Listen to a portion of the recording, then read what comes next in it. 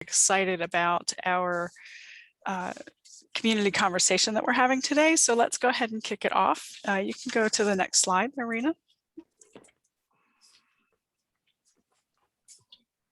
Here we go. All right, so my name is Kimberly Furman and I am the Revit Community Manager. As I said, I'm coming to you from South Central Pennsylvania.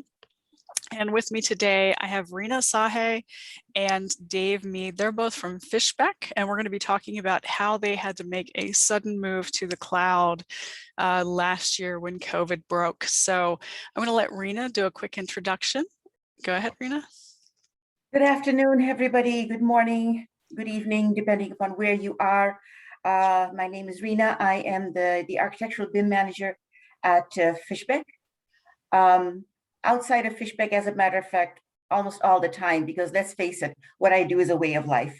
I am an expert elite, and I'm also a directly.com expert, where I help out, mentor, troubleshoot, provide technical support, mid-level technical support for Revit and BIM 360, sometimes AutoCAD, sometimes 3ds Max. I also am an adjunct instructor at Kalamazoo Valley Community College. I'm involved in Skills USA. I'm a board member at Kent County Technical Center. So, you know, I mean, like, you can take the girl out of the classroom, because I do have a background in post-secondary education. You can take the girl out of the classroom, but you can't take the classroom. You can't take the classroom out of the girl. So on to you, Dave. Hey everybody, I'm Dave Meade. My resume is not nearly as impressive as Rina's. I'm an IT guy at Fishbeck. I've been here for almost 24 years or so. I manage all the design technology. A lot of times I act as the middleman between our design staff and our help desk and our network guys, but manage the licensing, the configuration, do some coding, that sort of thing. Great. Well, thank you both for being here today. Before we begin, we have some ground rules and norms. Everyone's line is muted to reduce background noise. We do invite you to keep your cameras on if you're comfortable, so you can get as close to a physical environment in our new virtual world. The conversation will be just exactly that, a conversation. Use the Zoom raise hand function, and our moderator will unmute you to ask a question. Rina and Dave will also be taking questions throughout and also at the end. Then you can also type your questions in the chat at any time. The session is being recorded and will be emailed to all attendees and also uploaded to our community conversations site. By participating in this session, you consent to being recorded. Next slide. So just quickly, all these words are safe harbor statement. If we make any forward-looking statements, I don't want you to make any purchase decisions based on those statements. If you are making purchasing decisions, look at the software in its state today and that alone. Additionally, Rina, Sahay, and Dave Meade are joining us today as customer experts, and they are independent of Autodesk. All activities, advice, and opinions shared by Rina and Dave should not be directly linked to Autodesk. Okay, next slide. So community conversations provide opportunities for engineers, artists, designers, and makers to meet in a safe, live, virtual setting to share expertise, to get to know leaders in your field, and grow your community network. The sessions are always supported by community managers like myself to help guide conversation, feed important insights back from the community to Autodesk, and support participants in getting connected to the expertise you need. And I believe there's going to be a link in the chat to those community conversations as well. And so now I'm going to hand it over to Rina and Dave to talk about migrating to the cloud. Thank you, Kimberly. I'm really excited to be here. I'm excited to have this conversation, to reach out to a larger group. And that's because, you know, I've always felt that at Fishbeck, we've been really, really modest. We've been very shy, quiet, reticent. You know, we've just been very, very subdued and low key about the events that transpired last March. Those events led us from being a 100% file sharing server-based company to one with 100% of our work projects on the cloud. And whatever happened, it happened within the space of an action-packed weekend. And you know what? We've been so quiet. We haven't tooted our horn up about this as much as we should have. Last year, at the beginning of the COVID-19 lockdown, Fishbeck made a swift and effective transition from a total local server-based environment to the cloud. That Friday night, we weren't at all sure that it would be possible to upload all of our models to the cloud. I mean, let's face it, up till then, we were pretty self-sufficient. We represent disciplines in-house going all the way up to wastewater management. So yeah, we do everything in between. We did not really need to collaborate except for certain few and far between instances. So at that point of time, we really weren't sure that it would be possible to upload all of our models to the cloud. We started uploading models at 8 a.m. on Saturday. The last model was uploaded at 1 a.m. Monday morning. And at 8 a.m., when the team got onto their computers and came into a Zoom informational session, we were all set to rock and roll. They were all set to get back to work without missing a step, without missing a single moment of productivity. So this was a total about face for us. Very, very different from what we have been previously. We are a company that has all disciplines represented in-house. We pretty much do everything. All 14 offices were doing perfectly well with our friendly neighborhood server. There were some rare forays into cloud collaboration, some going back to the A360 days. And one of those instances was described in my co-presentation last AU with Ravi Wood, where we talked about digital project management. And we did talk about a project that had a very large team and collaboration was conducted entirely over A360. So here's what my colleague Dave Meade and I are going to share with you. We're going to share with you a story. It's a story of an effort to stay safe, productive, and efficient under the shadow of a pandemic. And that too, at that point of time, we didn't know how long the pandemic would last, how bad things would get, how bad business would get, but we just had to stay productive. This was a collaborative endeavor by the disciplines that work in BIM and all of that with the support of the IT department. All of this was carried out with due concern for employee safety, super important, and even more important, with total buy-in, trust, and faith from the company's leadership in this definitely expensive switch over to a whole new work paradigm. We're going to share the challenges, achievements, hits and misses. Okay, there weren't too many misses. There weren't any misses, otherwise we wouldn't be here. And finally, some tips and tricks. And just as an FYI, for more tips and tricks, join me this AU as I talk about my superb guide to easy Revit. So here's how we did it. Here's how we crossed the Rubicon, challenges, war stories, successes, and all. Let the horn blowing commence. Over to you, Dave.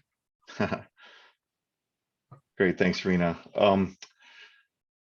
So where were we? We're going to talk about kind of the timeline leading up to our transition over, but before that, we had some parts and pieces in place that helped us with the transition. A little bit about our firm. So Fishbeck is kind of a mid-sized company. We have a little under 500 employees in 14 offices. That quickly changed to 500 offices. We'll get into that in a minute. We also have a handful of staff working from home. I think we have about 10 now in Florida, Texas, California, Wisconsin, Virginia, and Alaska. I see one of our colleagues from Texas on here right now, but most of our offices are in the Midwest, mostly in Michigan, Ohio, and Indiana. So each office, the way that we have it set up, we work really collaboratively with each other. We share work constantly. We share team members on different projects. And in order to do that, we have a solution that we use called Panzura. I don't know how many people are familiar with Panzura. It works great. It's kind of a distributed cloud-based file system. All of our project data is in Azure, and Panzura helps to sync that data local to each of our office. And it works really well with Revit, handles our permissions, especially the unique way that Revit handles permissions on single file access, that sort of thing. So we've been doing that for a number of years, and it's worked great. When we collaborate with outside sources, we've had some familiarity with BIM 360 collaboration for Revit and A360. And we had about 20 licenses of C4R that we've used for a couple of years. So we're somewhat familiar with that. In September 2019, we dove into our first hosted BIM 360 project on the new BIM 360 design platform. So that was very helpful to kind of go through that process and get familiar with how to set up a project, deal with team permissions, figure out how we wanted to work in our environment. We had some additional technology on the horizon that helped us. At that time, we were using Pulse Secure for our VPN, and it was kind of troublesome. We were getting about a 80% reduction in bandwidth when people would get on the VPN, so it wasn't real conducive to working live on our network with Revit and Civil 3D and even AutoCAD. It was problematic. So we were looking at a new VPN solution called Meraki, and which allowed us to, for one, it was a lot cheaper. It was time to upgrade that infrastructure anyway. And it only had about a 5% reduction in our bandwidth. So that really helped when people transitioned home. Also, about a decade ago, we made the change and dictated that all staff get laptops. Didn't matter if they were administrative support staff, HR, accounting, or high-powered Revit users. Everybody was on laptops, so that made our transition a lot easier. We had a handful of remote machines, so when people needed to work on a project that was in the office and they had to go home for whatever reason, they could remote back into PCs that were set up in our network environment, and that's kind of how we handled that. Unfortunately, that doesn't scale up well when everybody has to work from home. So in all of that together is really built on a base of trust and support from our management. They've always given us the tools, the resources, and the financial backing that we need as far as an IT department goes to ensure that we're able to meet the needs of our staff and our clients. Next slide. All right, so here's the timeline, and I'm a bit of a sports fan, so there's some sports stuff in here that we'll talk about. That's when things really started to hit home for me. So if we take it back to the way things transitioned, back in February of 2020, COVID was going on in kind of other parts of the world, right? We were having some casual conversations around the water cooler. Can you imagine if, what if this happened here? How would we be able to handle it? A lot of thinking at that time was it's a lot of media hype, Ebola, swine flu, West Nile, all that stuff was going to take over, and it never really did. And is COVID one of those things as well? Back in February, we really didn't know. Transition to March, getting into Monday, March 9th, things are starting to have, more conversations, especially in the IT department, kind of talking through some what if scenarios. What if everybody had to transition to home? Tuesday, March 10th, more conversations. We started doing some research. We have some informal conversations with management. They all have an open door policy, and it's just kind of walking into the president of the company and saying, "Hey, Jeff, this is it's starting to get a little, more than just on the radar at this point." The design technology team, me and a couple colleagues had an official meeting to kind of talk through some things, what we have in place, where we need to take things. And then the governor of Michigan, Gretchen Whitmer, declares a state of emergency because we had our first two confirmed cases. So that was Tuesday. And feel free to jump in with any questions. It's kind of bringing back a lot of memories, and I'm sure a lot of other companies were going through similar things as well. Wednesday is when things got really real for us. So go through a timeline here that I have. Wednesday, March 11th, Dr. Fauci testifies before Congress that we had 647 confirmed cases in the US and things would get worse. And things seemed to change hour by hour and almost minute by minute at that time. At 12:26 p.m., the WHO declares COVID a global pandemic. At 1:54 p.m., San Francisco mayor bans gatherings over 1,000 people, and the Golden State Warriors decide that they're going to start playing games without fans. This is where my sports kind of comes in. I'm a big basketball fan. At 7:06, the Big Ten basketball tournament, I live in Big Ten country, go Spartans, said that it would go on, but without fans. This is thinking at Wednesday night, right?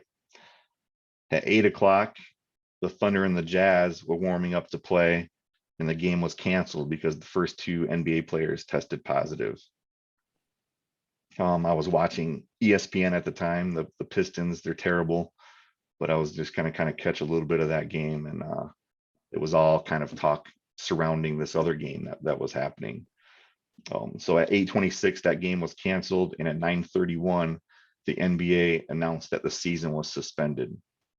So that all happened on Wednesday, and I did not sleep that night. It was like a total panic. Oh my God, this is real. All night it was just, how do we deal with this?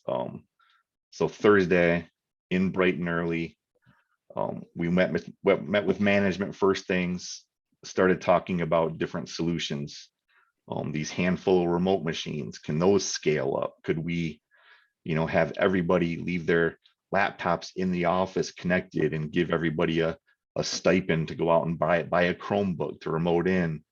VDI, we're looking into VDI. We're doing some proof of concept for a VDI environment, but that was no way ready to deploy to the masses. And then BIM 360, it's like, hey, we have this solution provided by Autodesk. It's been around for a while. We've used it, although we don't have a lot of experience at it. We invited the network team into our meeting to talk about firm-wide work from home situation would look like, and we started gathering requirements. We worked with our reseller, Imaginet Technologies, as well as John Zori. I see he's on the call as well, to talk through some BIM 360 pricing, figured out what it would be. At that point, it was 2 weeks to flatten the curve, if you guys remember that, right? So it's like, okay, so let's get these licenses for 1 month. We'll get 100 licenses for 1 month. It's kind of almost laughable now how that seems, but we didn't want to overspend it, and when we didn't really know what this was going to be about at that time. So at the same time, we talked with our network team about cutting our testing of that Meraki VPN and getting ready for a rapid deployment. We're usually pretty conservative with our testing at Fishbeck, and we really make sure things are vetted out and all the bugs are kinked out before we deployed it. But we decided to fast track this, which is a good thing. It really helped our staff working from home, especially those with a really, not going to say bad, but low bandwidth internet connection. By the end of Thursday, all college basketball tournaments, March Madness, were canceled. and all remaining winter and spring college sports were canceled as well. And Michigan governor orders all schools closed for 3 weeks. So that's just kind of a little history on what was leading up to it. Now we'll get into what we actually did Friday the 13th, fitting, right? So right away we met with management in the morning. We assessed that working through the network on the VPN with a new Meraki was fine for AutoCAD and Civil 3D and most other design applications, but we needed to go the BIM 360 route for Revit for obvious reasons. We worked with our reseller and Autodesk, and we purchased 100 licenses of BIM 360 for 1 month. At 9:43 a.m. that morning, our firm management sent out a directive to work from home if possible, starting Monday, March 16th. We met with key BIM staff, Rina, and we're a multidiscipline firm, so we have architecture, electrical, mechanical, structural, process. So we have some BIM leaders in each of those disciplines. We all kind of got together. We came up with a project list, a current project list of our Revit projects. I think at that point we had 47 projects, and we talked about working Saturday, Sunday to upload all those. We also started documenting the process. So when staff comes in on Monday, how are they going to access the projects? What do they need to do? So we got working on that as well. 1 o'clock, management and HR met with department heads and team leaders to talk through specifics. And then it was a little bit of a challenge getting our BIM 360 licenses just because of the way that they were purchased for a short period of time. But that eventually got all squared away, by 7 o'clock or so Friday night. And I spent the evening just kind of getting our BIM 360 environment up and running, ready for Saturday. So Rina can talk about the weekend here. All right, so the weekend, let me first of all give you a little bit of local color. Dave misremembers because that meeting on the 12th, I was conspicuous by my absence. Look at it from my point of view. I was the new kid on the block. I had just started Fishbeck exactly a month ago. Not only that, on the 12th, I had this, on the 11th actually, I had this very nasty fall. I hurt myself. I was on crutches. So on the 12th, the office called me and said, don't even try to come in. Just stay right where you are. Okay, which is fine. Now, here I am, I'm on crutches, and Saturday morning, I get this call. Pick up your laptop. This is what we're going to do. So we got together, we were a team, 5 BIM leaders from our department, and Dave was there providing us with the IT support that we needed. Let's face it, any BIM endeavor is only as good as the IT support that you get. So there we were, the famous 5, and we were working to take all of the models involved in each project. Now, we were taking mechanical, electrical, plumbing, architectural, civil, structural, all of those models. We were taking all of those models and throwing them into the BIM 360 projects that Dave had already for us. Now, other challenges that were faced. So first of all, there I was on crutches, on painkillers, and I am thrust into an entirely new environment because in my previous lives, I worked at a desk, I had a big computer tower, we were working off a local server. Everything that I was doing at that point of time was new and unfamiliar. So as I prefer to think of us, the famous 5, all of us, we got together, we conferred with each other, and I had to keep getting input from the other team members. My first question, how do I get onto the VPN from home? Never done that before. Once that challenge was taken care of, the next challenge, My internet and maybe the internet of the other team members was good for Netflix, but it was not really good enough to process gigabytes of information and throw them up to the cloud. So, and the really funny part of the story is that during the daytime, the uploads crawled, maybe around about 6, 7, 8 o'clock in the evening, suddenly things would speed up. So all the supporting files were uploaded, links were rebuilt. Again, it was all a learning process. I think out of the team, maybe one of us had worked on BIM 360 projects in the past. That wasn't me. In addition, since, at that point of time, we were kind of in this zone where we weren't sure of what was going to happen. As Dave said, we were just thinking, 2 weeks and we'll be done with BIM 360 and we can go back to our old way of working.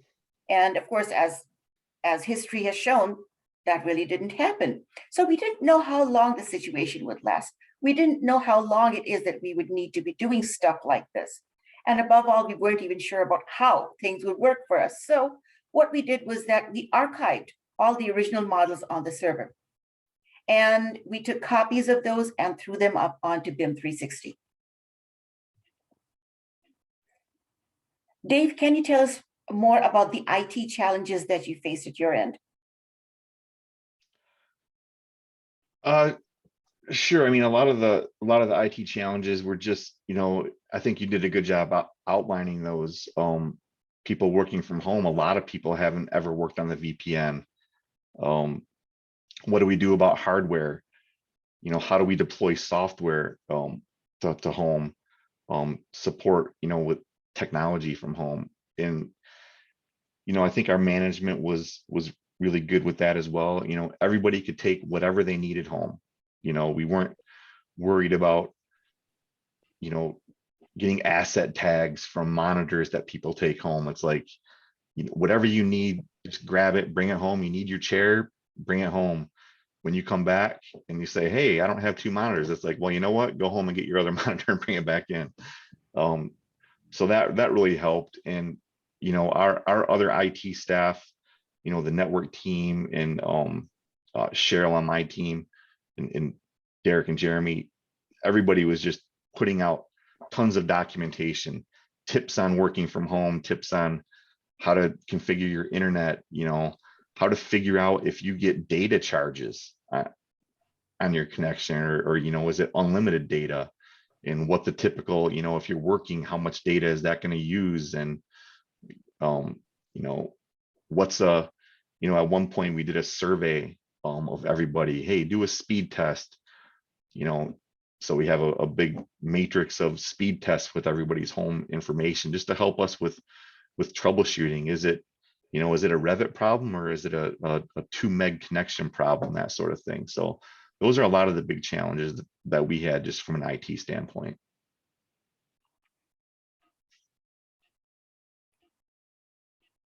Go ahead, Rina. And then of course there were the Revit challenges. I mean, everything was a great big surprise for us. For most of us, this was stuff that we had not done before. Now, one of the major challenges that came up, besides things like possibly slow, underpowered, underperforming internet, unfamiliarity with the system, things like that. Apart from that, a major challenge that we ran into. Here I am, processing models as I was supposed to. Suddenly I get this frantic IM. This model will not upload. When I try to upload the model to BIM 360, I get an error. Now, this is something that I think a lot more people know now than what they did then, because I'm very, very vocal about this. And that is modeling practices, model corruption. There were a handful of projects which gave us uploading errors. When they were scanned, various degrees of project corruption were noticed in those projects. Some of them had a large number of imported drawings. I'm sure that there are some people around who know me outside of this presentation who would say, yep, we know what she's talking about. We've heard this from her a lot. As a matter of fact, out of the expert elite troop, there's a group of us who are really, really passionate about model corruption, and especially about importing the DWG format files. So some of the files exhibited corruption caused by imported DWG files. Some of them exhibited corruption that was caused by corrupt families. How was that determined? How was that resolved? In order to identify, clean out any corruption that was brought about by using DWGs, Dynamo was used to delete the imported DWGs. Dynamo was also used to delete any byproducts of imported DWGs. Now, something that you may not be aware of, but it actually does happen. Even if you link a DWG, it is going to leave traces in your model. What are those traces? Those traces would be things like import line patterns. Try this. Go to manage and pull out, I think it's additional settings, yeah, and pull up the line patterns that are available in your model.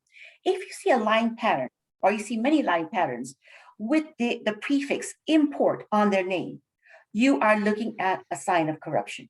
Other signs of corruption would be a secret internal arrowhead type. Trust me, those are very secret and they're very internal, because those little guys are notoriously hard to track down and to clean out. Now, the quick and easy way would be go into manage and purge unused, and you could go in there and you could purge out, you could possibly track down and purge out the secret internal arrowheads, or you could go into manage and additional settings and you could blow away the import line patterns. But what do you do when there are a couple of hundred import line patterns? My experience with project corruption, whether it be at Fishbeck, at previous employers, or at directly, some of the worst cases I've seen have been where imported drawings run into the hundreds, where import line patterns also run into the hundreds. So you know you're deleting import line patterns, you go ahead, delete, accept, go back in, delete, accept. That can get really, really tedious. That's where Dynamo comes in. Dynamo is able to, first of all, dig out any imported drawings that it may find in the file. No matter how careful you are, no matter how far you go into and purge unused out of your model, there will be some little imported drawings that may be hiding there in your model.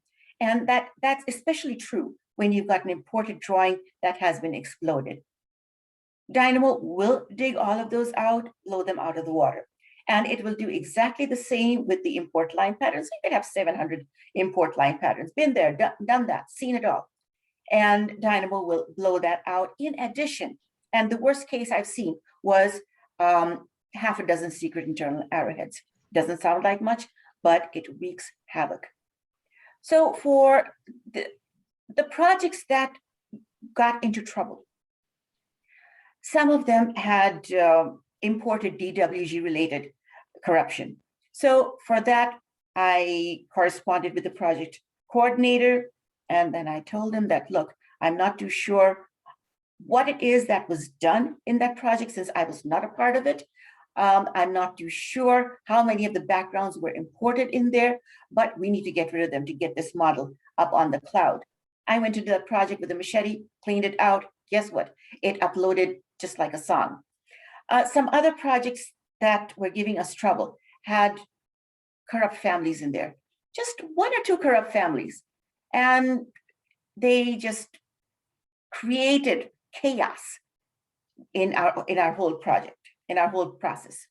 Now, so the lesson that was learned was good model practices are important at all times. whether you're working on your own computer on a standalone project or whether you are collaborating over a server, but it is more especially true when you are collaborating over the cloud, over BIM 360.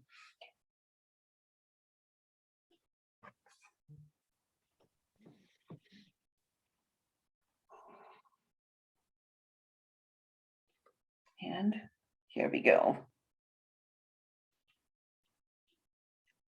Now, getting started. Now, as far as getting started goes, so Monday, the 16th of March, 1 a.m. was when I finally shut down my computer. I got my last project up there, up in the cloud. All disciplines had a Monday morning Zoom meeting. So architecture, electrical, mechanical, structural, process engineering, all of them had their own virtual meetings, and that was another first for us. Everybody was shown where to start. We didn't go into too much detail. We did not want to overwhelm everybody by too much detail, but we did want to give them a starting point. Hey, this is where you go, you open up Revit, this is where you're going to see your files. You are not going to have to navigate back to our local drive. You're not going to have to look for your projects in that location, but this is where you're going to see your BIM 360 projects. In addition to that, the team was pointed towards resource persons in each department who would be there to help out with just simple click to click, command to command know-how, or if any models needed to be added, a project needed to be created. For all of those jobs, the team was directed to contact certain people. They were also directed towards the web resources that had been created on our intranet. That was something that Dave and his team had already set up. The most important one being how to actually upload your model to BIM 360, how to get started, how to upload. The team was pointed towards all of those resources just so that they had a feel for the direction that they needed to take. So you know what, the transition was really seamless. Roles were explained, all the processes, uploading, adding, removing team members to project, all of that was explained to the team. So they knew what they had to do. They knew where to start, which was the most important thing. And so they worked on their projects as usual. Now, when we work on our projects, we have to, when we pull up Revit needs the VPN to pull our licenses. So the first step that was explained to the team was make sure you're on the VPN before you open Revit. Once Revit is open, then this is where you go to open up your model. And after that, you're back in familiar territory and you are working normally. Now, here is where things become a lot more nuanced, because for us, working remotely was not just being on BIM 360, using BIM 360 to access our Revit projects, save, sync, collaborate, relinquish. It was a lot more than that. Other aspects to the process that were added, a whole new method of communicating. So instead of walking over to my teammate's desk and talking to them about what needed to be done, I would be instant messaging them. We started off with Skype Business. Sometime in the middle of last year, we transitioned over to Microsoft Teams. So that made communication really quick. It was almost instantaneous, as a matter of fact, and it was not disruptive to my flow of working. I could be working on my project, shoot off a message, get a response right away, or maybe in a few minutes. The responses could be accompanied by screenshots.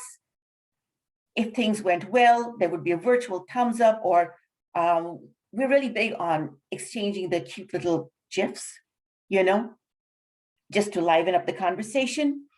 In addition to that, we had weekly happy hours. Everybody would turn on their camera, grab a drink, chit chat, we'd play virtual games. You know, there was a definite effort being taken, and initiative being taken to make sure that team members did not feel isolated, disconnected from the rest of the team. And for somebody like me who'd just been in the company for less than a month, that was really, really important, because there are people in our other offices in Indiana and Ohio whom I've talked to many, many times, but I have not yet met them in person. So the Zoom happy hours and the Zoom conversations were really, really important, just to make sure that we knew each other and we were able to form interpersonal relationships. In addition to that, things like troubleshooting also became really quick, painless. So let's look at it this way. A team member is having a problem. They message me. I share their screen. I take control of their screen, go through whatever motions are required to resolve the problem, and everybody is back to what they were doing.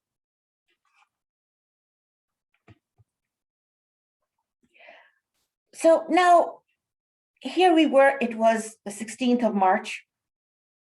We were all set, you know, from Friday, not knowing where it is that we're going to go with the lockdown, how it is that we're going to work, how it is that we're going to stay productive, how are we going to be able to serve our clients.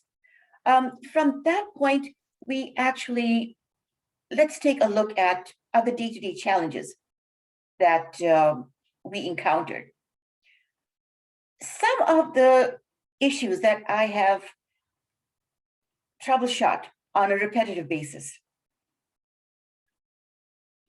Suddenly I get an email or an IM, I cannot access my project. Some common reasons for that. And that is a really, really common issue. I've seen that happen in my own team. I've seen that happen with tickets that I may have troubleshot on directly. This is one of the most common errors that users of BIM 360 would encounter, where they're unable to see or access their projects. Quick and easy step would be for their project administrator to remove and re-add the team member to the project. Once the team member receives the invitation, responds to the invitation, then they should be able to get back into the project. If that doesn't work, or let's say if the project is running slow, the team member is unable to save or sync, that's when things start to get serious. In that case, then the first troubleshooting step to take would be to clear the temp folder as far as possible.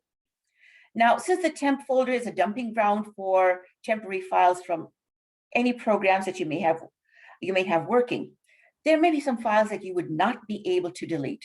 Don't worry about it, just skip the file and go on to deleting the files that can be deleted. Once that is done, then you would need to clear the Autodesk Desktop Connector cache. In order to do that, File Explorer, navigate over to your company's hub, right-click on the hub, and clear space on, and clear file space. And that would then clear the cache. Normally by then, you should be all set to go.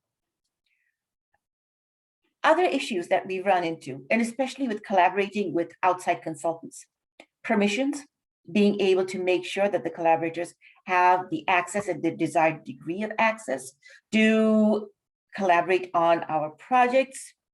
Another common issue that has been run into, somebody is trying to link a file and they are unable to find the pathway to take them towards files to be linked.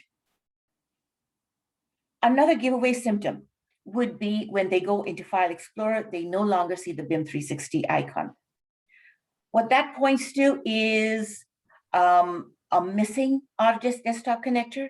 maybe an old version, maybe a corrupt installation, in which case then the latest version of Autodesk Desktop Connector would need to be downloaded, would need to be installed, and that should clear that issue up. Other issues that the team reported. Now, since our projects were on BIM 360 and our local drive just had archived projects, our libraries were still on they still are, as a matter of fact, on our local server. What that does is that makes things a little slow. Accessing the libraries over the VPN can be a little slow. To resolve that, local copies of the library have been created on everybody's C drive. Those local copies are synchronized, refreshed on a periodic basis. What that does is that speeds things up for our team, and that helps to keep them efficient. So what we have now is we have a benefit of being able to speedily access our projects, and we're also able to speedily troubleshoot our projects. So, just to summarize, some final tips. Clear your temp folder, clear your desktop connector cache. Do not link to Revit or DWG files on the local drives. Always, always, always upload them to BIM 360 and then link them. Follow good modeling practices. Ensure that the team is on the same build of Revit, on the same build of Autodesk Desktop Connector. Also ensure that all updates are applied. Finally, Dave, can you draw some conclusions? Yeah, can you go back to the previous slide here real quick, Rina? Sure. So a few more, where do we go from here, right? I just had a few things. We've been working pretty well over the last, 15 months or so. One challenge that we had is deploying software. We were going to deploy Revit 2021. At some point that got shifted a few things just because of other IT priorities, such as a Zoom implementation and that sort of thing. But it's difficult to account for almost an infinite number of variables with 500 different home office setups to get software deployed when our staff are not administrators on their own machines. So we decided to just pull the plug on that. So going forward, we're looking at a deployment of 2022 products. Hopefully staff will be migrating back to the office throughout the summer and early fall that we can do that. We're looking to expand our BIM 360 usage, possibly with the incorporation of Civil 3D into BIM 360. But, as our culture is changing at Fishbeck, we realize that it's no longer as important for everybody to be in the office physically. I think we determined that we are successful outside of the office. So, if you have 10 people on a project and 8 of them are in the office, you have 2 of them work from home, it just makes sense to keep it on BIM 360. So I don't see us getting rid of BIM 360 at any time. If anything, we'll be expanding it, looking into the other benefits on the construction side of things, and maybe the Civil 3D side of things. I know that was a little buggy at one point. Rina mentioned the content local, that was for 2021. I think we're looking at some solutions to migrate all of our content to the cloud, so it'll be available anywhere. And when our licensing contract is up, we'll be going to named user licenses, which will no longer require the VPN for anything, realistically, for license management, that sort of thing. Okay, you can go to the next slide, Rina. Okay. All right. So in conclusion, in March of 2020, we migrated 47 projects to BIM 360 with over 200 models over a weekend.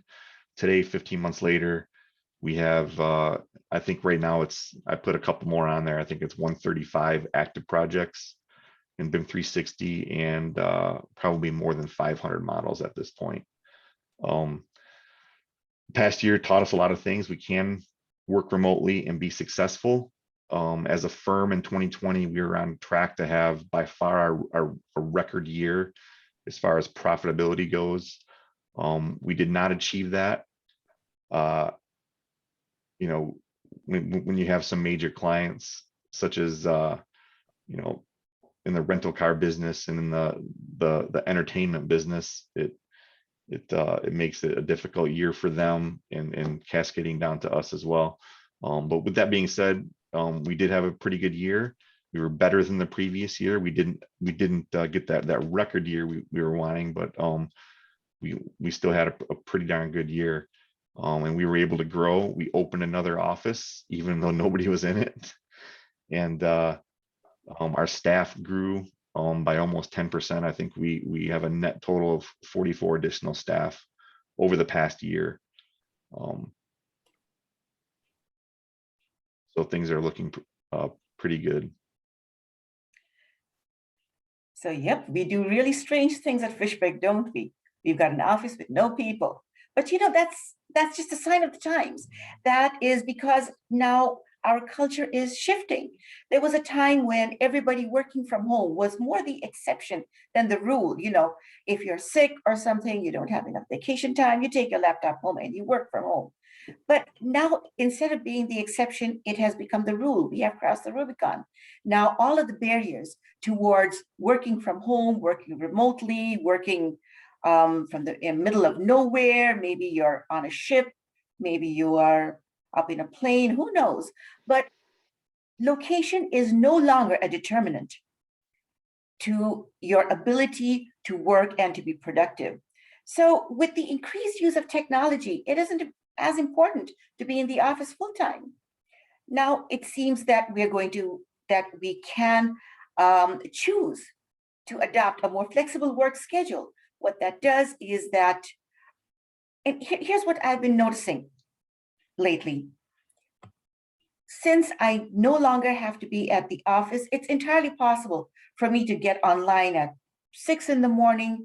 Maybe I can work up till late at night, maybe at midnight. I've gotten emails and IMs at 10, 11, 12 o'clock at night when, you know, it's kind of like, please just go to bed.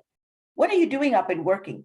So the defining lines between work time and non-working time have kind of faded. Now it's become more like, you know, I'm going to work per the urgency of the job, per my interest in the job, or per how it is that I can make my working hours flex per my convenience.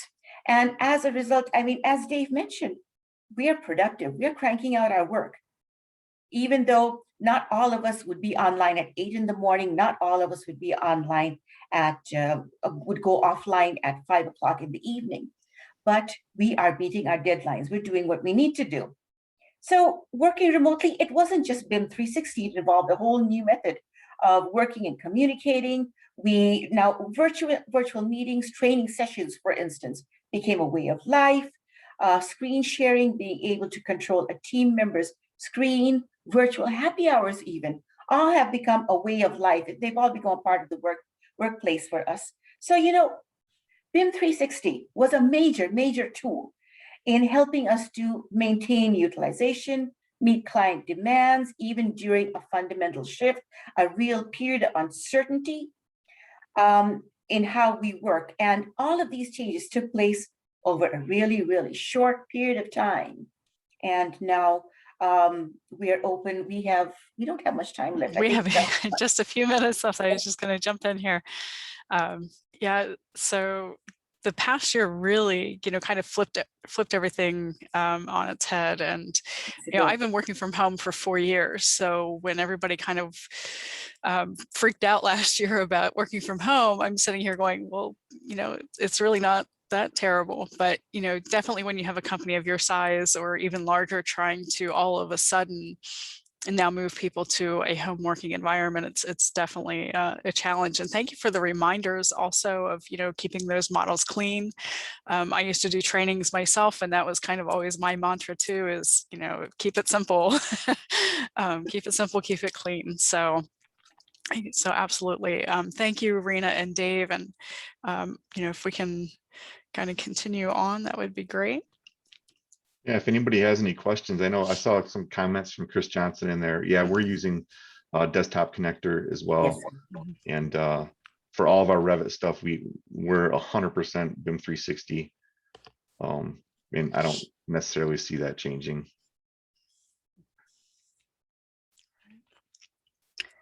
Okay. So we can go to the next slide then, Rina.